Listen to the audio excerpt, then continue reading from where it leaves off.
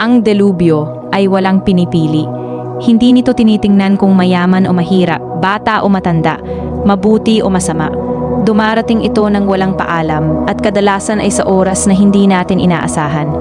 Ang nangyari sa Mindanao at sa iba pang panig ng mundo ay paalala na ang buhay ay napakaikli at napakabilis magbago. Sa isang iglap, ang tahanang matagal na nating itinayo ay maaaring mawala. Ang mga bagay na inipon natin sa loob ng maraming taon ay maaaring tangayin ng kalikasan sa loob lamang ng ilang minuto. Kaya habang may panahon, mahalin natin ang ating pamilya. Pahalagahan natin ang bawat yakap, bawat tawanan at bawat pagkakataong magkasama.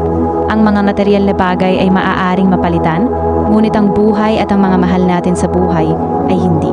Mag-ingat, maging handa at huwag kalimutang manalangin, sapagkat hindi natin alam kung kailan darating ang susunod na pagsubok. Ang tanging katiyakan natin ay ang pagmamahal sa isa't isa, pananampalataya sa Diyos, at ang kabutihang iniiwan natin sa puso ng ating kapwa.